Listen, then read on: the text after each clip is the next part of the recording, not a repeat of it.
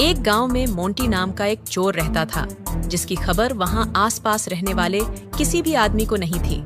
Monty दिन भर सोता और रात होते ही चोरी करने के लिए शहर निकल जाता।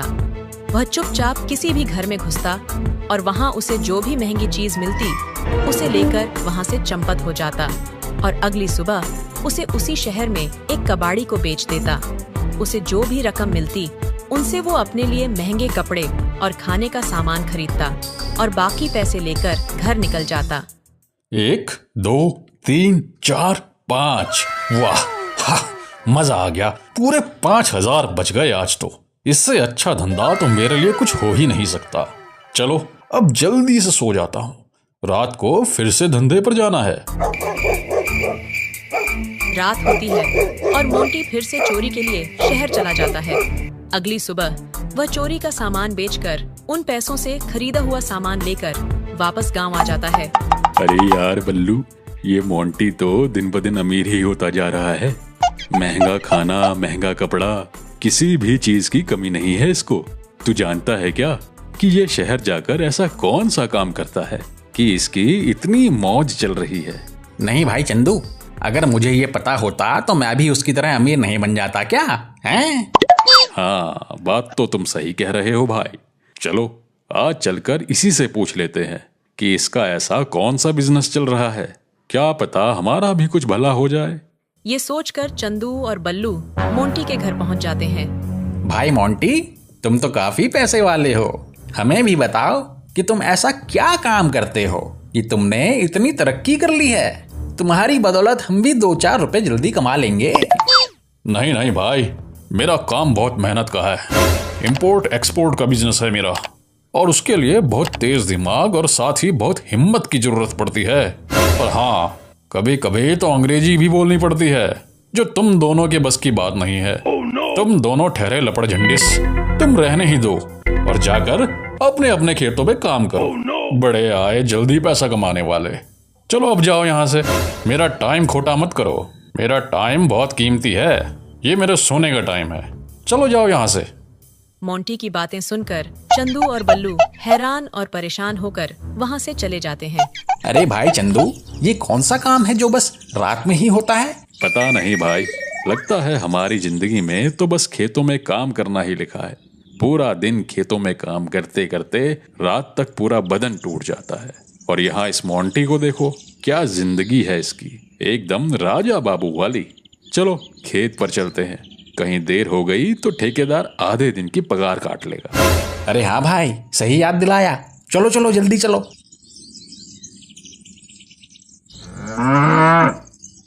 अगले दिन फिर से वही हुआ। मोंटी अपने हाथों में बड़े बड़े थैले लिए अपने घर की तरफ जा रहा था और चंदू और बल्लू उसे खड़े खड़े देख रहे थे। देख रहे हो भाई, पैसे की कोई कमी नहीं है मोंटी के पास। रोज रोज बड़े बड़े थैले लेकर लौटता है ये शहर से। हाँ भाई बल्लू, मुझे लगता है कि मोंटी अपने काम के बारे में हमें खुद तो कभी कुछ नहीं बताएगा, पर हम भी पता करके ही रहेंगे। चलो एक काम करते हैं, आज रात जब ये काम के लिए निकलेगा ना, तो हम दोनों इसका पीछा करेंगे और देखेंगे कि ये ऐसा कौन सा काम करता है। ठीक है भाई चंदू, तुम मुझे रात को मोंटी के घर के बाहर मिलना, आज देखते हैं इसे। और हाँ भाई, एक बात और, अच्छे कपड़े पहन कर आना, जैसे पैंट और कमीज, क्योंकि शहर में सब वही पहनते हैं। अगर हमें वहाँ वो बड़ा व्यापारी मिल गया ना जिसके साथ मोंटी काम करता है, तो हम तुरंत उससे अपने काम की बात कर लेंगे। उसे ये नहीं लगना चाहिए कि हम गांव से हैं। वाह भाई चंदू, तुम तो बड़े बुद्धिमान निकले। चलो मिलते हैं रात को। सुनती हो भाग्यवान, अब जल्दी ही हमारे गरीबी के दिन खत्म होने वाले हैं। क्या आप सच कह रहे हो जी? पर कैसे? मैं आज रात को नया व्यापार सीखने शहर जा रहा हूँ। अगर मैं उसमें सफल हो गया तो हम भी मोंटी की तरह खूब पैसों में खेलेंगे। आपके मुंह में घी शक्कर। हे भगवान, इनको सफल जरूर करना। हम पैसे वाले हो जाएंगे तो मैं खूब सारे कपड़े और गहने खरीदूंगी, मजा आ जाएगा। क्या बोला?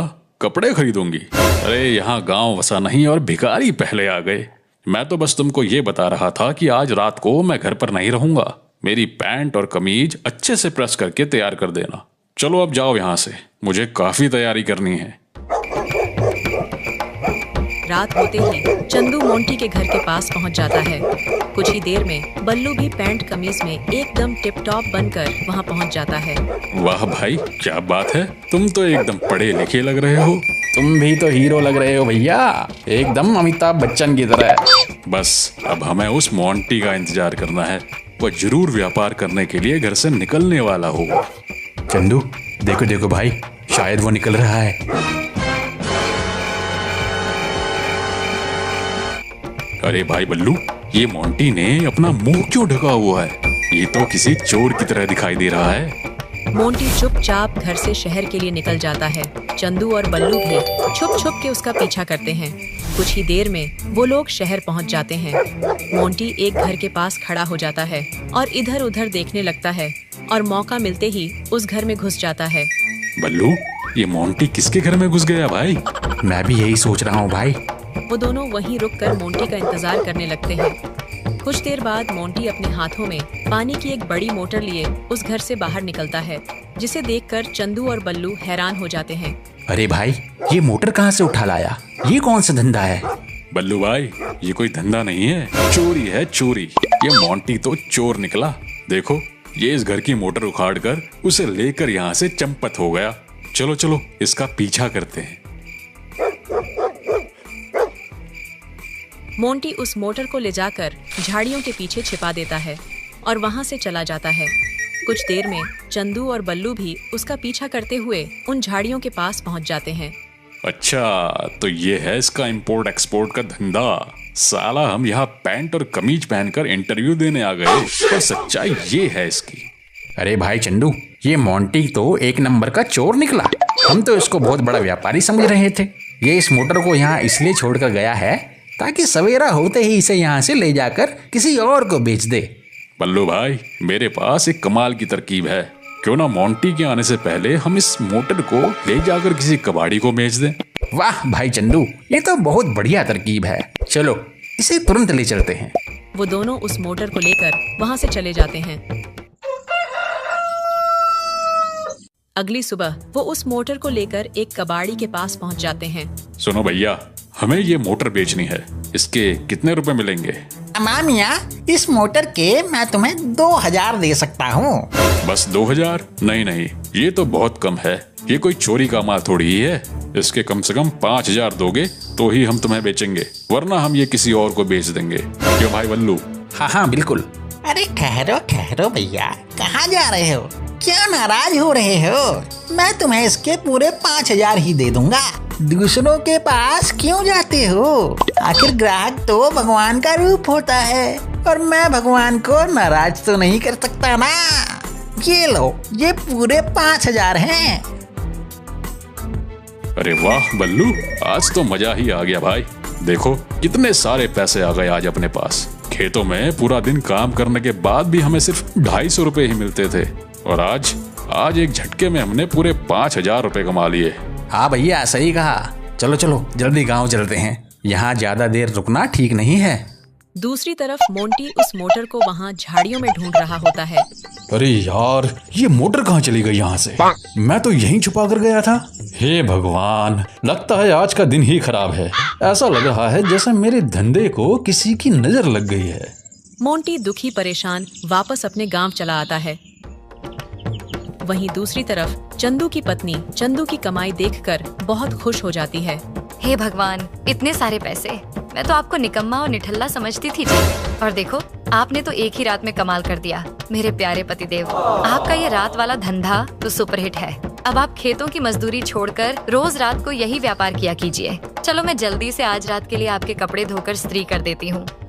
अरे भाई बल्लू, कल के काम में तो मजा ही आ गया। हम आज रात फिर से उस मोंटी का पीछा करेंगे। क्या कहते हो? हाँ भाई चंदू, ऐसा लग रहा है कि अब अमीर बनने से हमें कोई नहीं रोक सकता। चलो, मिलते हैं रात को। रात होने पर मोंटी फिर से चोरी के लिए निकल पड़ता है। चंदू और बल्लू भी उसके पीछे हो लेते हैं। शहर पहुंचकर मोंटी एक दूसरे घर में घुसता है और इस बार वो उस घर से एक टीवी उठाकर ले आता है और वहां से भाग जाता है। चंदू और बल्लू दोनों मोंटी का पीछा करते हैं। इस बार मोंटी उस टीवी को पार्क में एक कूड़े के डब्बे के पीछे छुपा देता है और वहां से भाग जाता है। कुछ ही देर में चंदू और बल्लू वहाँ पहुँच जाते हैं। भाई बल्लू, इस बार तो इस मोंटी ने बहुत मोटा हाथ मारा है। ये टीवी तो काफी महंगा लगता है, इसके कम से कम 15,000 तो मिल ही जाएंगे। हाँ भाई, चलो इसे लेकर जल्दी यहाँ से निकलते हैं, कहीं मोंटी दोबारा यहाँ ना आ जाए। वो दोनों उस टीवी को लेकर वहाँ से निकल जाते हैं। अगले दिन सुबह होते ही मोंटी उस पार्क में वो टीवी लेने पहुँचता है। अरे यार, वो टीवी कहाँ गया यहाँ से? यहीं तो रखा था मैंने। मुझे लगता है जरूर कोई ना कोई मेरा पीछा करता है, जो मेरे सामान पर हाथ साफ कर रहा है। छोड़ूंगा नहीं, जो भी ये कर रहा है उसे छोड़ूंगा नहीं मैं। वहीं दूसरी तरफ चंदू और बल्लू वो टीवी 20,000 रुपये में उस कबाड़ी को बेच आते हैं, जिससे उनका जोश और हिम्मत 7वें आसमान को छू रहा होता है। अरे चंदू और बल्लू, आजकल कहाँ हो तुम लोग? खेतों में काम करने क्यों नहीं आ रहे हो? चंदू और बल्लू नहीं ठेकेदार साहब, बोलो साहब। अब हम तुम्हारे कोई दिहाड़ी वाले मजदूर नहीं हैं, अब हम मालिक हैं, मालिक। बहुत पैसा है हमारे पास। चलो भैया चंदू। अगले दिन रात होने पर वो दोनों फिर से मोंटी के घर के पास पहुंचकर उसका इंतजार करने लगते हैं। अरे भाई बल्लू, ये मोंटी कहाँ रह गया आज? इतनी देर हो गई, ये तो घर से निकलने का नाम ही नहीं ले रहा। अब क्या करें?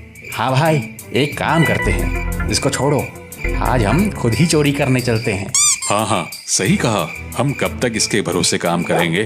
और वैसे भी अब सारी तिकड़म तो हम सीख ही चुके हैं। चलो चलते हैं। वो दोनों खुद ही चोरी करने के लिए शहर की तरफ निकल पड़ते हैं, लेकिन इस बार मोंटी उनका पीछा कर रहा होता है। शहर पहुंचते ही चंदू और बल्लू एक घर में घुस जाते हैं और कुछ देर बाद वो दोनों एक बड़ा सा एसी लेकर उस घर से बाहर निकलते हैं। ये देख मोंटी हैरान हो जाता है। अच्छा, तो ये बात है। ये दोनों ही मेरे चुराए सामान पर अपना हाथ साफ कर रहे थे। चलो इस बार मैं इन्हें मजा चखाऊंगा। चंदू और बल्लू उस एसी को लेकर एक पार्क में पहुंचते हैं और उसे झाड़ियों के पीछे छुपा देते हैं और वहां से चले जाते हैं। कुछ देर में मोंटी वहां पहुंचता है। अच्छा, तो यहाँ छुपाते थे ये मेरा चोरी का सामान। अब इन्हें पता चलेगा कि चोर के साथ चोरी करके कैसा लगता है। मोंटी उस एसी को उठाता है और उसे लेकर वहां से चंपत हो जाता है।